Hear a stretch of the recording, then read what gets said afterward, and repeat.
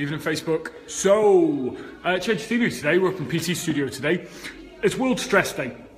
Now, look, stress is something that we all deal with a lot in our day-to-day lives now, because basically we're too damn busy and we're not designed to deal with the levels of stress that we now have. The levels of stress we're designed to deal with is designed to be in a cave, and the only thing we need to worry about is if somebody's going to come, they're going to try and eat us, they're going to try and steal our food, steal our family, any of those things where we're into our three basic urges: fight, flight, or freeze, right? Two of them's going to probably get killed. One of them, you've got a good chance of maybe winning the fight, but, you know, what do you do? Now, unfortunately, in our modern society, the things that we face in terms of stress, we can't fight, flight, or freeze, okay? We can't turn around and smack our boss as much as we might like to if he comes in and drops a big pile of paperwork on our desks. We also can't run away because we haven't got a job to go back to and we've got bills to pay. And if we freeze, well, do you know what? That workload is still sitting there. So, how do you cope? And then in particular then, you know what, you get home and the kids start doing your head in. It's half term now. The kids start doing your tree in. They were doing mine in yesterday, right? And I was just ready to go insane. And the best place for me to do was to come to work because it works well for me, right? But how do you cope? Now, my personal opinion, the best way of coping with stress, for one, you need to escape the situation in which you find yourself. Even if it's only for 5 minutes, you need time out and you need time to process. You need time to deal with what's actually going on. And then you need to come back, and most importantly, you've got to take action.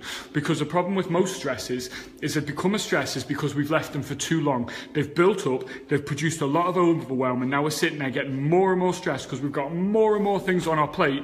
This is then eventually down the line could well lead to high levels of anxiety and high levels of depression, purely because you didn't take action on that stress in the first place. So you've got to take action. After having your 5 minutes, take action and deal with the situation.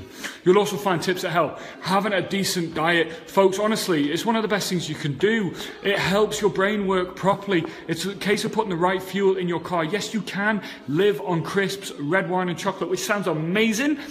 However, they're not going to fuel your mind properly. They're not going to fuel your body properly. It's going to make you feel crap. So this is not what we want. What we want to do is we need to feel a little bit better about ourselves. We need adequate and proper nutrition. Water, key, crucial. If you are dehydrated, as a lot of people in society are, you cannot possibly think properly because your brain isn't getting the same level of stuff that it needs. You need to be able to function. You need to be able to think. Ergo, drink more water. And finally, from my point of view, you really, really need to exercise. Exercise is the key. It's a place where you can go and you can get rid of that stress. It's a place for a lot of people going to the gym, whereas the only place they can escape and actually be them. You don't have to go home and be mom or be dad or be like Superwoman or be the employee or be the worker or be the employer even. You've got the stress, you're the boss stress. Like, it's even worse.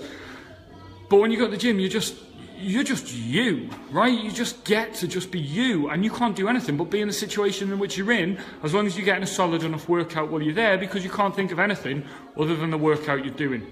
So, get yourself down the gym, drink some more water, and eat a decent diet. Oh, bonus tip, get to bed at a reasonable hour, okay?